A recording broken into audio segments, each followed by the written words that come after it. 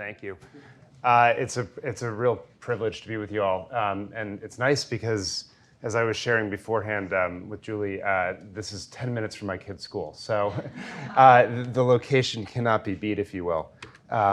So you all, obviously, this is like your area and so forth, but I thought I'd just offer some thoughts about bridging innovation with the research and effectiveness and efficacy for all students conversation. And I'm going to try to come at it from really the innovation perspective, just really to provoke a little bit. And so we can get into a conversation to think about how do you balance this need for innovation with the need to serve students effectively and the trust, right, that the public and families are putting in educators when they send their kids to schools. So that's the conversation I'm excited to have with you all today. I want to start off at maybe the oddest move of a keynote, but throwing it back to you of how do you define innovation? And so what I would love you to do is take literally 2 minutes at your tables and just think about how do you define innovation? What counts as innovation? What isn't innovation? However you want to frame that. And then let's come back and do a quick little share, and then I'll give my perspective on it, okay? So you get a couple minutes at your tables, and then we'll talk. I know I'm totally interrupting thoughts here, but if different volunteers would raise their hand and share some of the thoughts that you had around what is innovation. I'm going to start here because I heard an interesting conversation right in front of me. If I could cold call you all to share. Yeah. So yesterday everybody heard me talk about innovation with a little I and a big I. Okay. So with a little I is, doing what you're doing more efficiently, effective, better. And then with a big I, let's do something completely different. So like we created a STEM high school on a college campus. We got permission from the state to take 2 grants, and instead of doing programs here and there, just create a comprehensive high school where students will graduate with a 2-year college degree right on the campus. So, perfect. So we got that small I, incremental improvement, continuous improvement might be a way to think about it. And then the big I when we're reinventing really the enterprise itself. What else do we have? Come on, I heard there was a lot of conversation, so yes. Here we talk about thinking out of the box, something that's shaping something to change, improving outcomes and progress. I'm going to hold on that word, progress. I want to come back to that in just a moment. I love that word. So others, let's do one more. Come on, yeah. Talk about how it's doing something different. Mm-hmm. And also how it can be scary to do that, especially when you're experimenting with those children. Yes. But that sometimes the baseline is so low that doing something different is good. Yeah, it's actually the responsible thing, right? Yeah, it's interesting on that front. And so this is where I depart a little bit from some of my friends in the innovation space here, and I anchor where all you have, which is, so I'm glad we're on the same page, which is, to me, it doesn't count as innovation if it doesn't actually help people make progress. You can throw, I think a lot of the innovation community are like, throw stuff at the walls, let's see what sticks and go for it forward, right? And you'll hear things like, oh, let's waive outcome-based requirements, or for 5 years for this thing or whatever else. And I'm like, Steve Jobs, when he created the iPhone, when Apple put that out in the market, if it hadn't sold, if it hadn't worked for people, that would have been an innovation we're all talking about today, right? So it has to help people make progress. And that's how, progress is literally the word I use. And I think that's right, like continuous improvement, those small incremental steps forward, that's innovation. It doesn't mean that another organization hasn't already thought of it, but if it's new for you, it's an innovation relative to your circumstances. And that's the other piece of this, is innovation is relative. There's not an absolute definition. It's your context, it's your circumstance. It matters what that is and what improvement looks like against that. And then obviously there's those, there's different frameworks for this. Big I innovation though, right? Where we're dramatically changing the enterprise, and depending on how time goes, we may have some time to get in that. But I wanted to bring that up just as a framework to get us set, because sometimes I find we go in these audiences and they have the sort of throw a million things at the wall in mind when you talk about innovation, and particularly when you're talking about people's kids, right? And the trust that involves. I don't think it makes sense in any context, but I think the bar is certainly higher, and we've got to be cognizant of that. And so it begs the question of like, how do you think about evidence, right, as you innovate, and what's a responsible way to do that? And what I think there's a cool really set of theories that have emerged around how to innovate responsibly, honestly, in those big I circumstances over the last 2 decades in the innovation, in the field of innovation studies. And it's really, it goes sort of under this broad moniker of test and learn. But it basically says don't make huge bets, bet the farm, without taking lots of small steps. And I see this backfire all the time. And I'll just give one story on this because we're in the Northeast, so we can make fun of California. And you may remember some years ago, it was just over a decade ago, when the MOOC craze, massive open online courses in higher education, were sort of becoming a big thing. And the governor, Jerry Brown at the time, made this big announcement with the CEO of one of these MOOC organizations that they were going to move all the remedial gen ed courses for San Jose State University to this MOOC platform, and they were going to save money, they were going to boost efficacy, it was going to like solve the world's problems. And within 2 years, and they put something like $500 million or something to it. I mean, it was a lot of money that they allocated toward it. And within a couple years, the initiative was dead and had faded, and the results were awful. And it turned out that 50% of the students that they were trying to serve didn't have access to computers or internet access. Well, here's an online learning solution. You could have tested that before you made the big announcement on the Capitol steps. And so it's not just resources and money that these things backfire on, but it's also often political capital and the will to do better and innovate and try new things. And so it's just these small steps are incredibly important. And it strikes me that it's circumstance-based, that there's sort of 2 different kinds of circumstances in which you're innovating. And one is, and I framed it as strategy processes here because I find these quite linked as well. But one is when you have lots of certainty over the intervention or the innovation or the outcome that you're doing. There's already a lot of research base, there's a lot of experience with what you're putting into place. And sort of when you do that, you're inherently making assumptions about how the world works, but you have a lot of knowledge about those assumptions. And so you can project outcomes with pretty good certainty on those and then make decisions of, is this an innovation worth implementing or not? And then implement a very deliberate strategy. And you're sort of, the assumptions are very well understood in this model. And then the flip side of this is when you're doing something really unfamiliar. And frankly, this could be small I innovation or it could be big I innovation.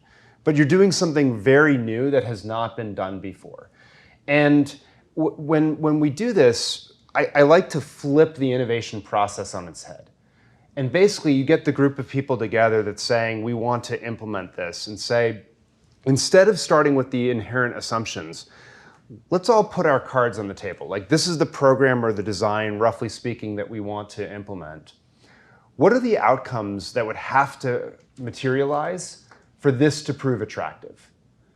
And you want to state those as, smart goals in effect, but like be very specific, put them in data, even when they're qualitative, find a way to say, do we know if we've really met the outcomes that we're desiring?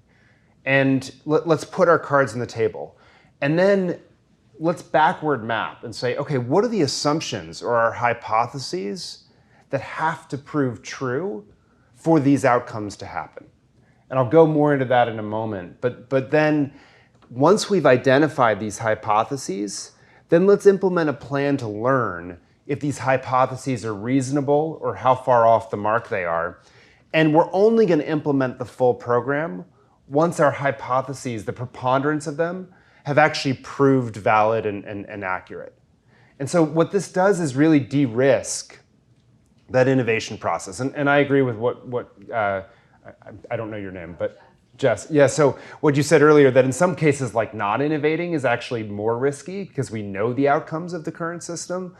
But this does a really good job of de-risking a lot of those things when students are involved. And in effect, we move the focus from the outcomes that we're sure we're going to get to really testing the assumptions in the second model. And when I take folks through this, like, we are very expansive around the assumptions or hypotheses that we're making as we implement something. And I'll do this with a lot of district leaders or principals or things like that, that when they want to implement a new program into their school that's completely new from anything that they've done. And I say, like, let's be very clear about what are the outcomes, right? Let's be laser clear on that. And then backward map. Do we have the right team in place? Do we have the right people on the team? Do we have the right departments there? What's the student experience like? Say you're putting in a new math software program. Are they going to even find it engaging, for example, and even pay attention? Teacher experience, software, hardware, like all of these things, and you could come up with many, many more. And let's be exhaustive. And so I love when we're constructing these innovations to literally spend at least half a day, sometimes a whole day, on just documenting all these assumptions we're making and then stating them as hypotheses. So stating them as, we believe the following, like, we have enough minutes of instructional time in this software program that we want to implement, or whatever it is. You can get even more concrete around it. We believe that there is an evidence base that exists for taking this reading approach with these kids in this circumstance, whatever it is, and being very hypothesis driven. And then once you have all the hypotheses, we spend a little bit of time prioritizing which ones are the most important to test first. And the way I like to do this is on one axis, the confidence that you have that the assumption is correct, that your hypothesis is correct or not. And on the one hand, you can have very low confidence because we're making just a big assumption. And on the other hand, you can have high confidence because we actually have a pretty good knowledge base on this thing. And the way I like to test how confident you are is to ask if you're willing to give up some money in your salary behind this one. People very quickly will sort of show their cards on this.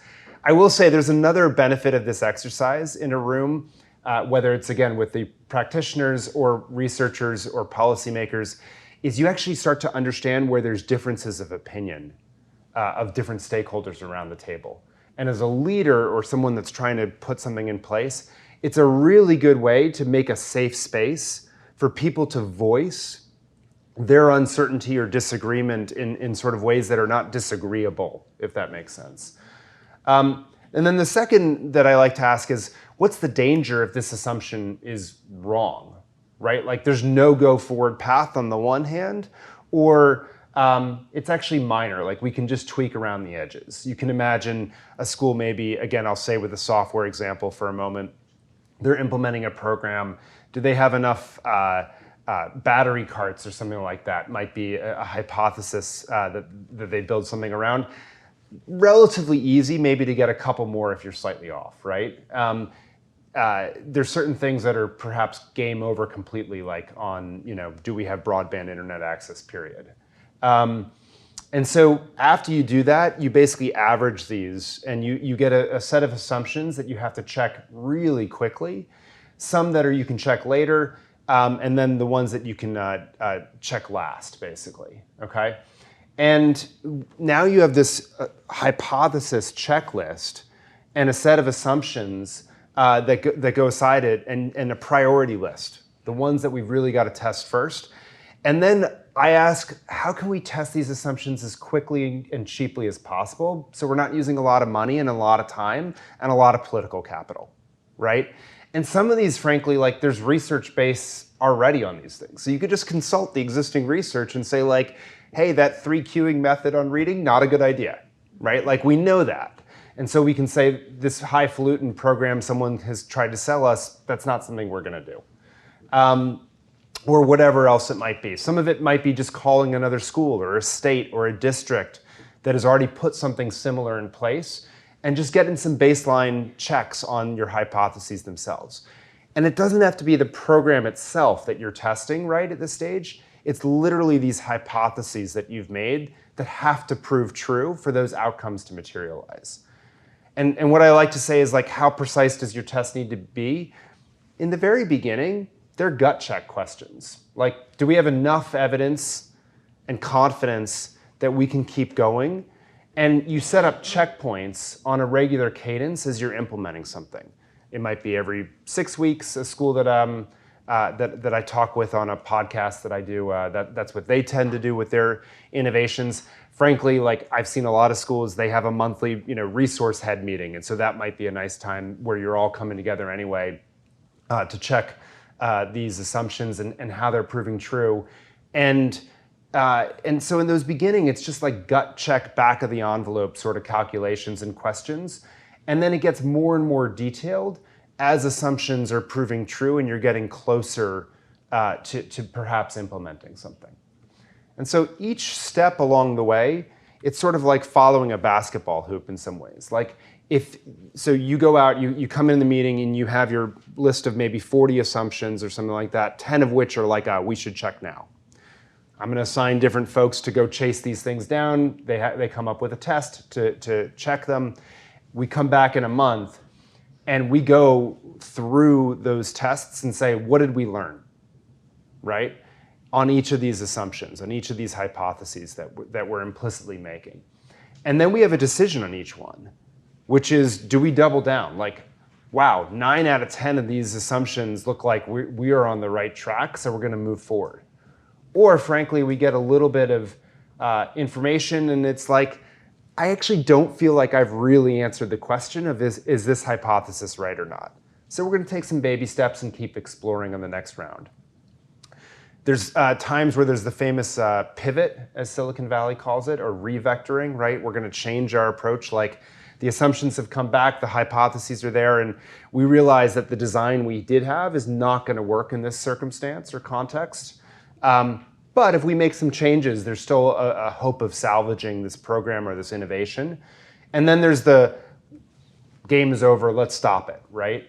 And what's really important in these sorts of conversations is that success is not my hypothesis was right. Success is I got a clear answer to whether the hypothesis was right or not. And as a team, you can celebrate that. And this does, again, another thing.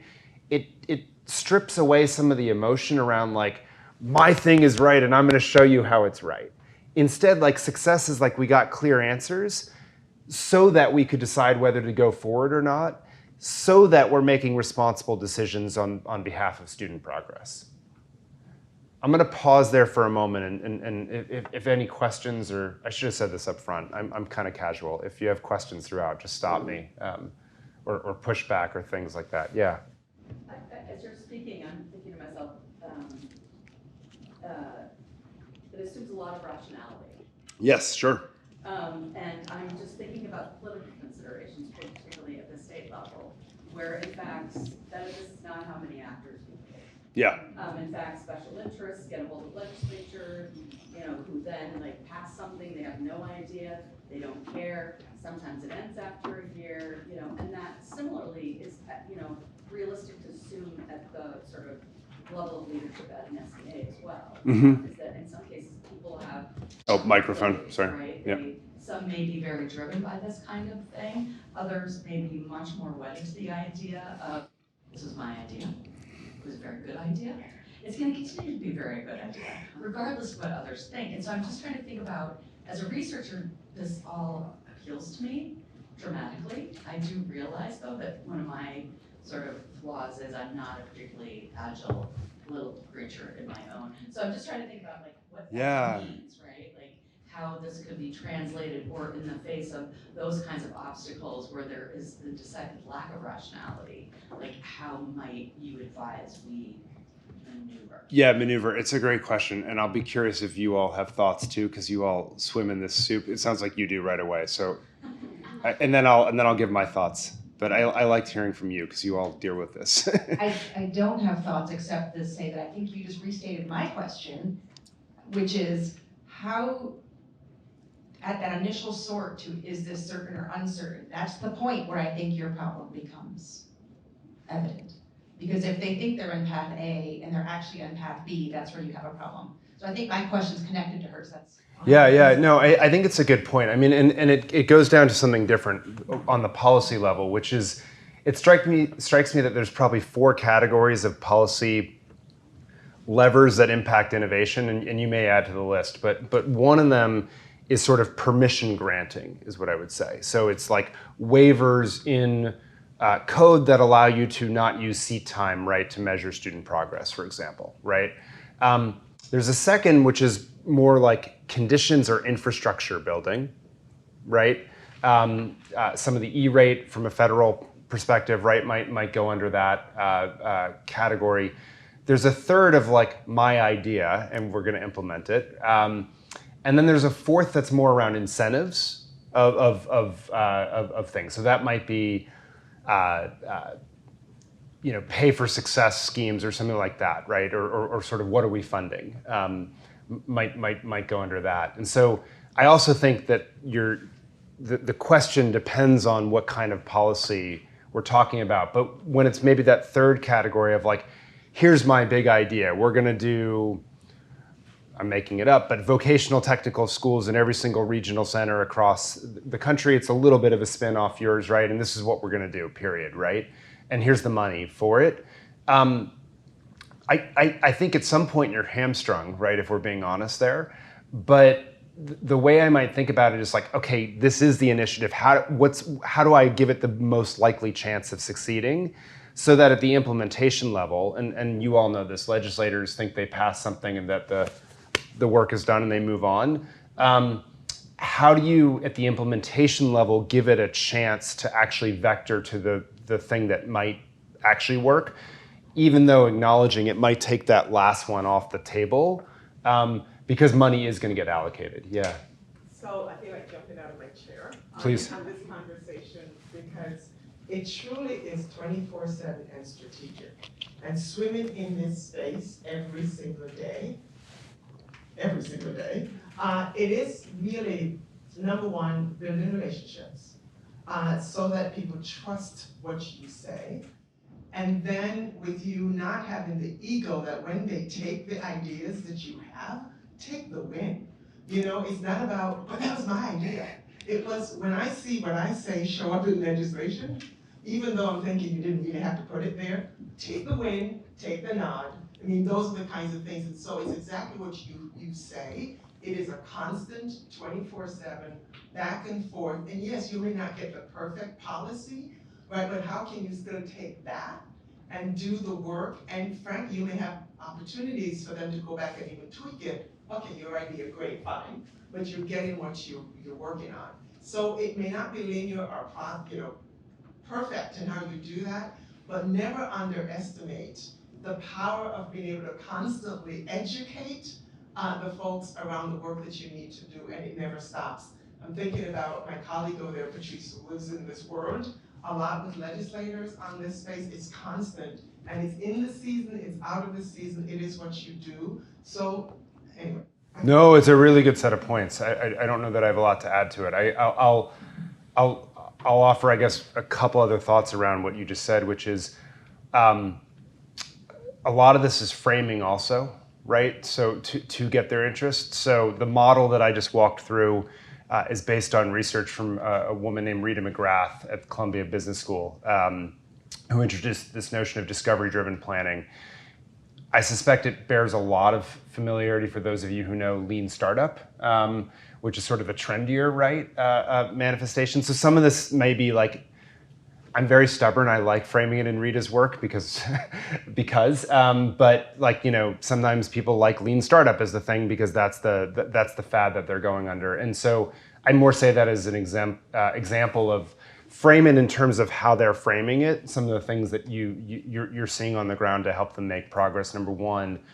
Number two, I think also, how do you help them look good as they're going through it, right, is sort of implicit in there. And that is the social emotional side of innovation. I didn't put this framework in these slides. It's in the book that you all have around what we call jobs to be done, but it sort of explains why do people switch behaviors or buy something new or use their time in a different way. And what you see is that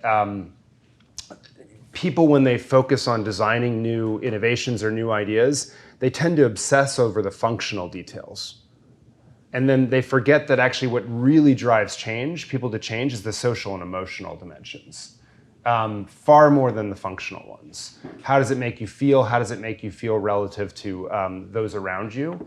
And so if you can play with that as some of the outcomes in the model, I think that's actually a really important piece. And one of the big pushes, this isn't just our work, but in lots of work, is my sense is a lot of times people on the ground come too quickly with the solution to a community, as opposed to spending a lot of time on what's like the struggle of that community, like the push, and really building awareness of it. And the example in the book I use to illustrate this, actually let me just quickly give the model and then I'll give the example.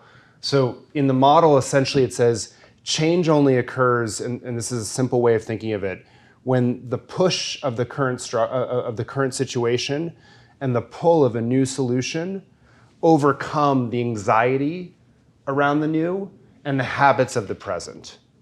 So basically the friction is the habits of how things have been done and the anxiety over like what will happen if we make this switch. And then you have to have the push, like things are not good enough, and the pull of something new be bigger than that for someone to switch behavior. And my observation is a lot of people jump in on the pull before they spend a lot of time on the push. So Tommy Chang, when he was superintendent of Boston Public Schools, some of you may remember he tried to change bell times in accordance with the research that a later start time for teens would be a good idea.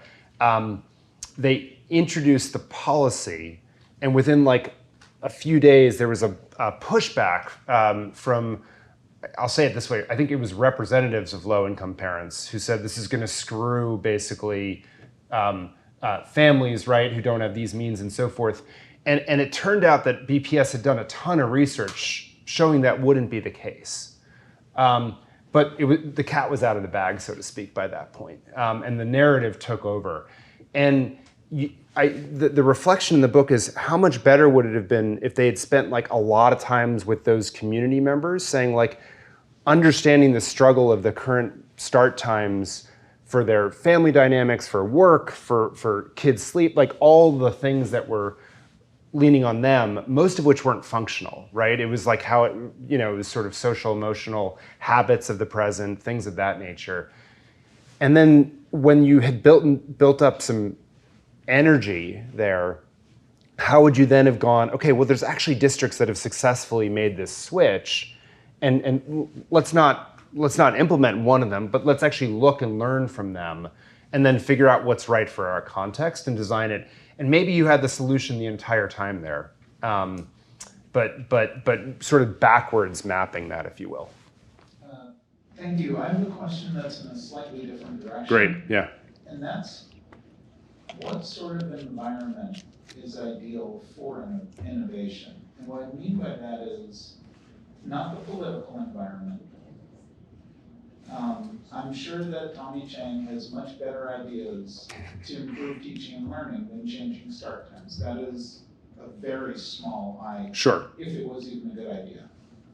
So I'm worried about this as a district person who sees an accountability system that punishes.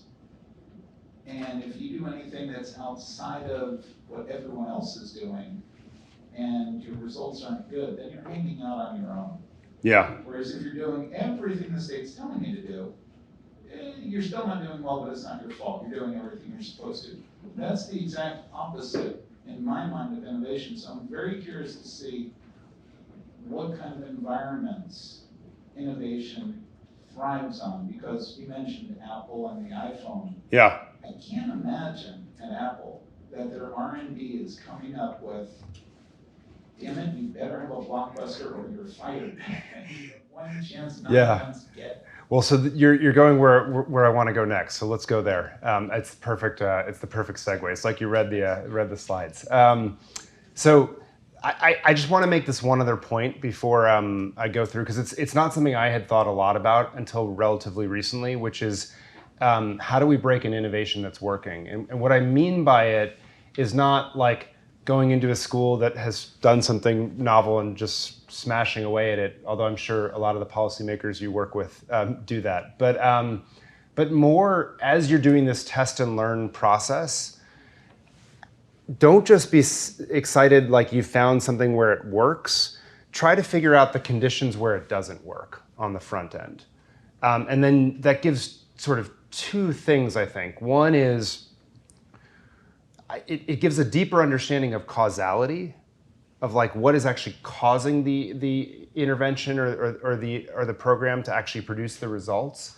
But two, it allows you to make the program more robust by designing it or adjusting it for conditions in which maybe something is making it not work. And a lot of times, this isn't just education, frankly, but I observe it a lot in education, is we get so concerned about the perfect laboratory where the thing works, and then we say to the school that's going to implement it, hey, but you have to do all these things for it to happen. And then, I mean, you see this all the time, right? Where then people complain, well, it didn't work because they didn't implement it with fidelity. And so I'd rather us spend more time on the front end before implementation of like, where are those boundary cases and how can we make this intervention more impervious or durable in different conditions? And spending a lot of time on that. Because I think it will make the innovations more sticky and possible, but it'll also clarify like, hey, if you're gonna do this, that's great. But like if you know, you're not willing to commit to this X, Y, and Z, or you have this in place or whatever it is, this is not a good thing for your circumstance. And just being clearer about both of those things, I think would help a lot of the programs that we put in place. So this gets into the point that you just made, which is frankly when you see, and this is on the big I pieces, when you see big I innovations come along, often it breaks everything of how the existing system has worked. And so the reaction of folks is to frame it as a threat in the existing incumbent system. And the reason I put that tiger there is there's actually a fair amount of research to get an organization to take notice of it and do the big I innovation itself. That threat framing up front is actually incredibly important. And the reason it's important is because it causes the organization to, one, take notice, and two, allocate resources to doing something with it or about it. And so in some ways, in the simplistic way that we've been through, there's all sorts of problems with the phrase learning loss, but it's actually a very useful phrase to have motivated the federal dollars that have come through and to get people to think about, gee, we need to do something about this. But the problem is, if you leave it in that threat framing, these researchers, Clark Gilbert and others who did this work, noticed is that what they call threat rigidity sets in. And it's essentially paralysis of the organization. And so you imagine that cute, cuddly tiger arching its back as a cat does, hair standing up and just freezing, right?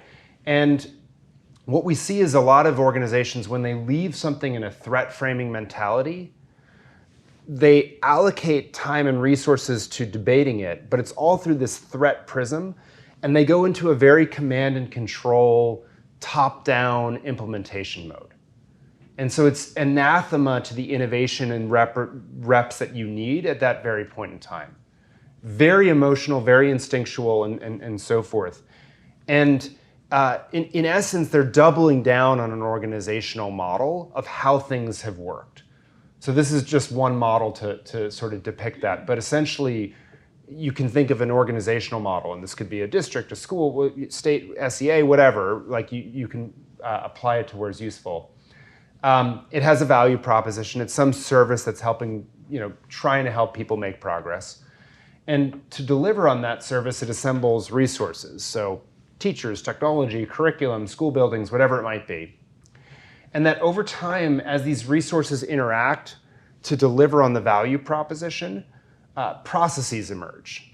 So these are recurrent ways of working to solve problems. And some of these processes get codified in explicit ways, in regulation, policy, whatever it might be. And many of them are implicit. They're sort of where culture lives in an organization. They're just like the way things work here. And over time, a financial formula emerges, which is essentially the resources or the dollars you need to bring in to support those processes and resources to theoretically deliver on the value proposition, but realistically, the value proposition that you're actually delivering when you go through one of these cycles tends to be different from the stated one at the beginning. And as you sort of go around these cycles, the model solidifies and everything becomes very interdependent and locked with itself. And so an idea, if you introduce a small innovation idea, small I, staying with your framework, I think it's helpful for here, then the organization is able to maybe absorb it because it helps it do what it's already set up to do a little bit better. But those big I ideas that really break it, the organization does one of two things. It either rejects it completely, organ rejection. It says it doesn't fit the needs of the organization, or it morphs it and twists it and contorts it to fit the needs of the organization rather than the needs for which it was originally designed. And so this threat rigidity, in essence, causes people to double down on the existing organizational components as opposed to thinking about how do we resource and put in new processes around the new thing that we're trying to do. And so the big insight from their research, and I swear I think this is going to go to where your question was, is that if you could step to the side, in effect, and look at this new thing and reframe it as an opportunity rather than a threat, it could cause you to get outside of those four boxes and do something and design something very differently. And it basically asks organizations to make the pivot of, rather than viewing this a threat, just say like, hey, it's happening, acknowledge reality, and say, what would happen if we design something wholly new around it with the expertise, values, et cetera, that we bring to the table, okay? And to do that, it means you actually literally have to construct a new organizational model around it when you're truly doing something novel. And the way to think about it at a little bit more of a nuanced level is, depending on the level of change, tells you how new you need to create something, right? So you could think about this as, if we're just changing the resources, maybe we don't have to change the whole organizational model. But if we're doing something that affects all of these boxes, you really need to step outside and build something wholly from scratch. And it's sort of an evolutionary biology insight, which is that we as individuals don't evolve, but the species among us, as a species, we do as the mutants among us gain market share, so to speak, right? And so the framework that I often say is like, you need to be doing what we call sustaining innovations, or these continuous improvement innovations, to strengthen your current organization. What we call the transformation A, your current organizational model. But you need to be launching these transformation Bs on a regular cadence to be able to try something radically different that is rethinking those four boxes itself. And leadership really sits in between these to manage the resource allocation and the rhythm of these innovations between the two. And that's how we think about dual transformation, or the ambidextrous organization that's able to do both. And in effect, I didn't put the slide in, but it draws on a framework called aggregate project planning. You really want to build a train schedule where you're saying, we're implementing, say, 10 routine continuous improvement ideas per year in this structure. And like, we just do, like, that's what we do, right? We do maybe derivative, or we call it some other name, right? For sort of medium things, maybe we do one a year, right, of those. And every 3 to 5 years, we try to do like a big I innovation that's truly breakthrough and is going to rethink everything. And you're not doing a lot of those because the organization can't handle it. You're not doing a lot of those because it takes time to put it together. It's a much harder lift than sort of the small incremental improvements. And you probably have to launch, a few more of them if you hope to have one of them succeed. And so your odds of success are also significantly lower. And so if you say like, we want one of these to succeed every 5 years, maybe you're launching 4 of them, over a 5-year time period. I'm making these numbers up a little bit, but really when you look at a company like Apple or someone like that that's done this well, or Intel under Andy Grove, not so much now. What they did was that they said 80% of our resources are on those small I incremental things. Like you gotta keep getting better in today, and then somewhere between 5 to 20% are in these bigger things that are causing us to launch something different. And you wanna have a healthy balance and ecosystem and rhythm across those. Gets into all the policymaker issues that you can't control for, right? But this is sort of how you think about it from a portfolio standpoint, of a portfolio of different kinds of innovations for different contexts. And when I think about schools in particular, thinking about sort of creating those transformation bees, like this is where they can do things with the pods or the learning pods or the micro schools, right? That occurred during the pandemic and some places have continued to lean in on. Schools within schools. Sort of how do you create these autonomous areas? Or in New Hampshire, like the Virtual Learning Academy Charter School, I think represents one of these, for example, right? And so how do you create these little pods where you learn? And I will add one other thing. It's very hard historically to bring the innovations then back into the A. It's more likely that one by one you try to migrate people who belong in the Bs over into those things and you grow the Bs over time. And so that's the other piece of this, of how organizations adapt. Did that answer? Truthfully? Yeah, please. So go for it. It was great though, and I'm not just saying that to make you feel good. It really, You told me you didn't answer your question, so don't worry. I'm sorry, it didn't answer my question, but it was extremely helpful in thinking about it. I'm still stuck on the environment. You said, well, Apple or Intel under Andy Groves, 80% small I just get better at what you're doing. Yeah. 20% with a let me get to your policy. Cadence. Yeah. 3 to 5 year cadence. Okay, so that makes sense, but I'm still trying to think.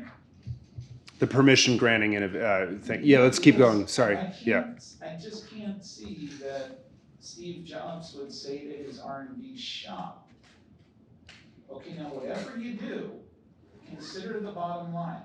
Right. I don't. Well, so I actually think they do when they do these things well, but they do it through a discovery-driven framework. So let's actually pick apart 2 examples of this from the corporate world, and then maybe do it in the education. Great question, and if you want to actually subscribe, Rita McGrath's Substack on this stuff. She has a couple of these where she calls them innovation flops or something like that, and it's basically like, so CNN. What was the streaming service called? CNN Plus, was it, or something, or someone help me? Whatever it was. It was so successful, we all know it. But if you looked at the projections they made, you literally would have had to have it was like 75% of households or something, I'm making this up, adopt it within the first 18 months. And so you would have looked at that assumption and been like, well, that's not going to happen. Like, there's nothing in history that has done that.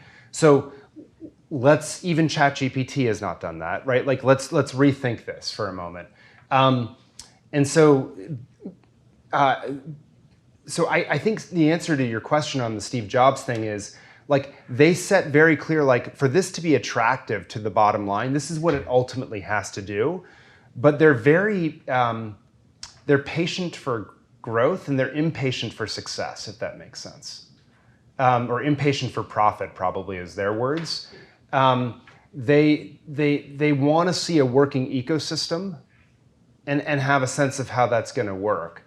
But they're not just throwing stuff at the wall blindly and saying, you're excused from our from ultimately contributing to what we're trying to do here.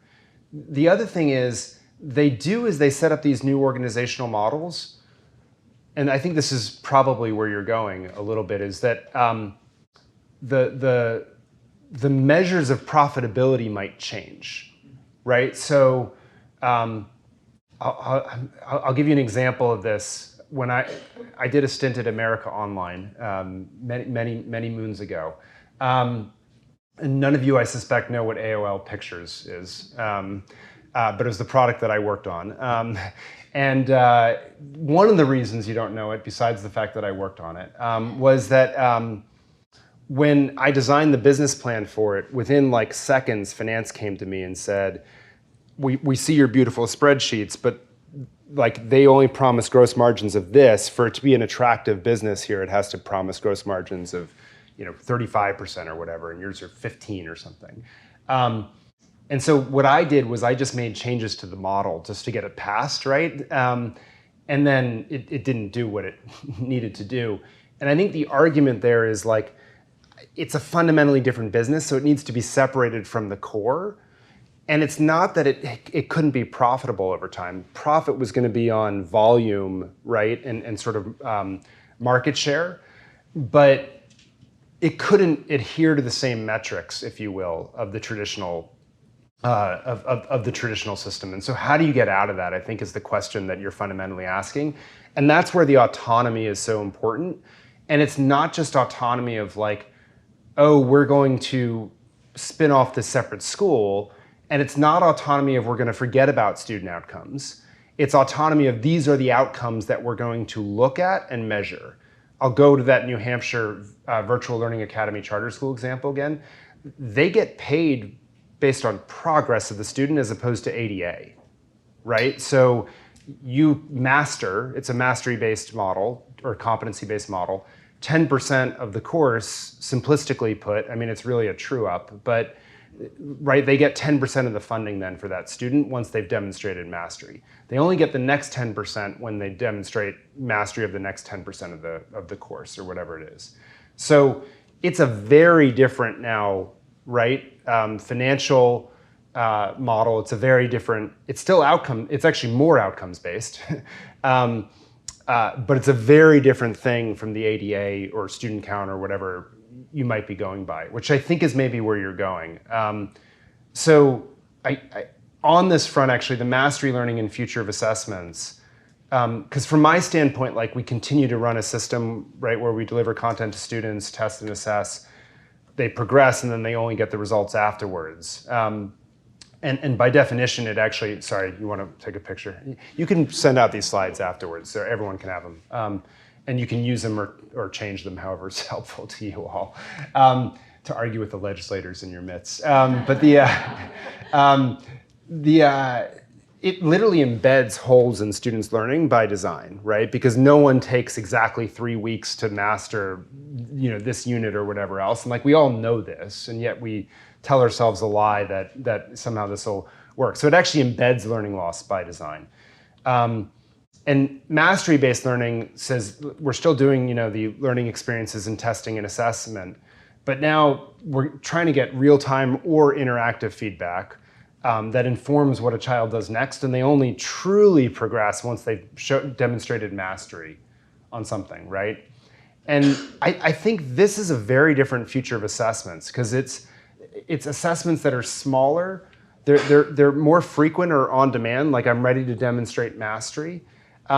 They're content aligned, but they still have to be third party. They can't be like Dreambox Learning's assessments of themselves, right? There's gotta be content aligned, but separate assessments. They're both for and of learning. So they're both formative and summative in nature, right? They both inform what you do next and of learning. Sorry, this is the third party thing. They can't be graded by the program or the student's teacher. There has to be some autonomy there. And we can do sampling techniques or other things to verify, like, are the assessments we're now using giving us the same sorts of results we would expect from the traditional, right, thing, to tie it back to your point. But it does need to be a fundamentally different regime. And so I think that's where you're going with this, which is not to like get out of outcomes, but to think of the right outcomes for the program you're building. And to me, that's why you have to do it in a separate model. And frankly, the policy has to create that space ultimately as well. And that gets back to there's permission granting, waivers from seat time. I will be honest, like, I talk to school districts a lot, like, they don't want to go through a million waivers to get out of seat time, like, as much as they may hate or not seat time. Number two, frankly, by the way, their models, the implicit stuff, are highly tuned around seat time. So even if they magically disappeared, it's not clear anything would actually change. But then there's the conditions or infrastructure, like, so setting up autonomous, and incentives that incentivize different behavior around that. And I think that's where it's absolutely imperative. Western Governors University, which a lot of you probably know, does this work really well on the mastery-based side. They have the objective assessments that are the right or wrong computer scored, and then they have performance assessments. And the only reason I highlight them is on the performance assessments, they have a whole separate faculty whose sole job is to grade assessments. And what that allows them to do against rubrics is as a student, I can't complain that, like, oh, you didn't say I mastered that, because you may be my teacher, but you didn't actually grade my assessment. You don't know me, who graded it. And two, it allows them to do inter-rater reliability across the network to make sure that people are actually using the same, interpreting the rubric in the same way. So I think this is sort of would be my list, right, around this, that you would need to move toward to start to go in the direction that you're starting to suggest. And it is fundamentally rethinking the value proposition and financing part of it, right? I think that's absolutely critical. I feel like I've used more time on that last question, but maybe we have a couple minutes left. I don't know. A couple minutes left. Okay. I know you're gonna go. Yeah, I apologize, but this is fun.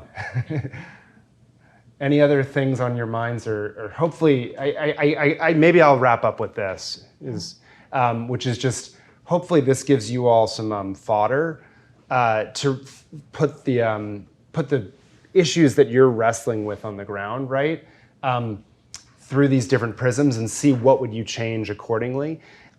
And I started this off with saying, like, I don't live it day to day in your world. And I purposely chose to go more innovation heavy as opposed to education heavy on this talk, just because I wanted more to think about, like, how do we frame the problems rather than the actual answers, because your context of how you frame them, I think, is gonna be different depending on the level of, is this a school conversation, is this a legislator conversation, right? Number one. And number two, just the variation between states and localities. Like, you're all dealing in very different contexts with very different baseline realities and very different policy circumstances at the moment. So hopefully this is a helpful set of tools for the conversation, and you can extend it and then come back to me with an email on the other end and teach me some more so that we can keep the cycle going. But thank you guys, I appreciate it.